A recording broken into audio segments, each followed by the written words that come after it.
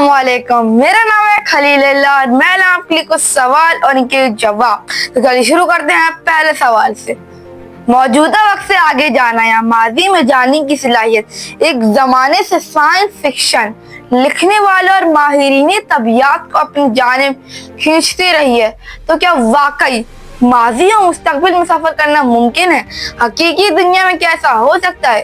क्या हम कभी टाइम मशीन बना सकते हैं और माजी बैद या मुस्तकबिल बैद में सफर कर सकते हैं और अपने पोते पड़पोते को देखने के लिए इनके जमाने में पहुंच सकते हैं? जी हाँ, इन सवालों के जवाब देने के लिए ये समझने की जरूरत है कि वक्त असल में कैसे काम करता है। अब तक हम एतमाद के साथ जो कह सकते हैं वो ये है कि मुस्तकबिल में सफर करना काबिल हुसूल है और माजी में सफर करना या तो इंतहाई मुश्किल या बिल्कुल नामुमकिन है। मारूफ साइंसदान एल्बर्ट आइंस्टाइन के नजरिया इजाफत से बात शुरू करते हैं। नजरिया इजाफत का एक अहम नुक्ता ये है कि वक्त का बहाव मुस्तकिल नहीं है। वक्त हालात के लिहाज से तेज या सुस्त हो सकता है। मिसाल के तौर पर जब आप इंतहाई तेज रफ्तारी से सफर करते हैं तो वक्त ज्यादा आहिस्ते से गुजरता है और इसका नुमाया एहसास करने के लिए आपको रोशनी की रफ्तार से करीब तर जाना होगा। नजरिया इजाफत का मतलब है कि मुस्तकबिल में सफर करना मुमकिन है। हमें इसके लिए बिलखुसूस किसी टाइम मशीन की भी जरूरत नहीं है। हमें या तो रोशनी की रफ्तार से करीब रफ्तार पर सफर करने की जरूरत है या इसके लिए किसी शदीद शक्ली मैदान में वक्त गुजारना होगा। दोनों सूरतों में आपको दर हकीकत वक्त की नस्बतन कम मुकदार का तजुर्बा होगा, जबकि बाकी कायनात में दहाइयां या सदियां गुजरती जाएंगी। टाइम ट्रेवल से मुताल्लिक तारीख में काफी वाकयात आते हैं। इनकी 3 इकसाम हैं। पहली किस्म वो है जिसमें मुसाफिर अपने वक्त से कई सदियां आगे निकल जाए, जबकि दूसरी किस्म वो है जिसमें मुसाफिर कई सदियां पीछे चला जाए। इसके अलावा तीसरी किस्म वो है जिसमें मुसाफिर कई सदियां किसी और जमाने में गुजार कर वापस उसी वक्त पर आ जाए जहां से सफर शुरू किया था। वाक़या मिराज टाइम ट्रेवल। इस जमाने में अंग्रेज अदीब एच.जी. वेल्स की 1895 में शाया होने वाली कहानी टाइम मशीन काफी शोहरत रखती है। ये कहानी मुस्तकबिल की एक ट्रैवल एजेंसी के गिर्द घूमती है जो माजी के सयाहती सफर को मुनज़्ज़म करती है ताकि सयाह माजी में जमीन पर पेश आने वाले तारीखी वाक़यात और हादसात का मुशाहिदा कर सके। चुनांचा सैयाह को माजी में ले जाकर अमेरिका की सिविल वॉर जंग दिखाई जाती है। फिर थोड़ा सा आगे ले जाकर हिरोशिमा पर एटम बम गिराने का वाकया दिखाया जाता है।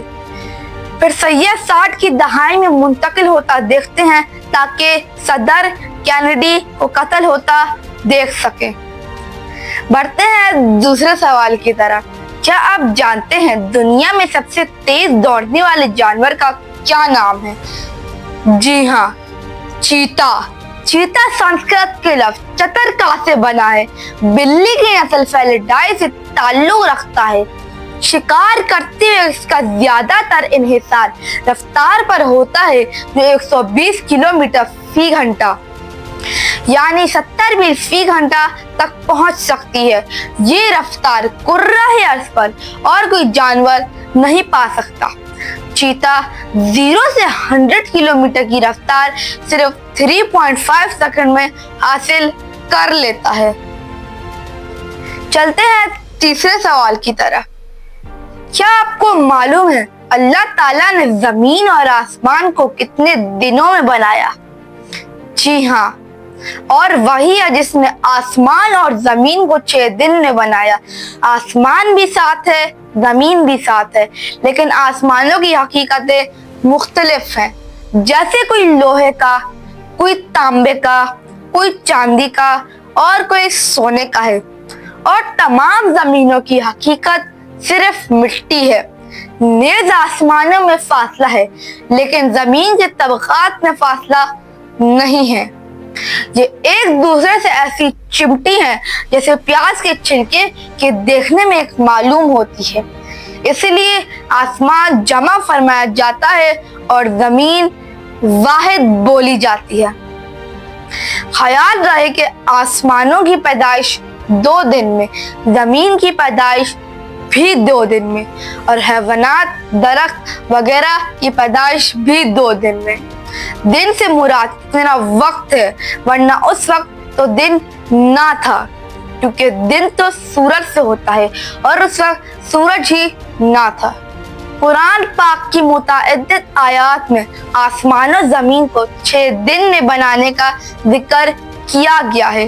مفسرین نے یہ بھی فرمایا ہے کہ 6 دنوں سے مراد 6 ادوار ہیں. چلیے چلتے ہیں چوتھے سوال کی طرف. کیا آپ کو معلوم ہے دنیا کے سب سے بڑے ہیرے کا کیا نام ہے؟ ملتے ہیں اگلی ویڈیو میں، تب تک کے لیے اللہ حافظ. اگر آپ کو میری ویڈیو تھوڑی سی پسند آئی تو کمنٹ سیکشن میں ضرور بتائیے گا.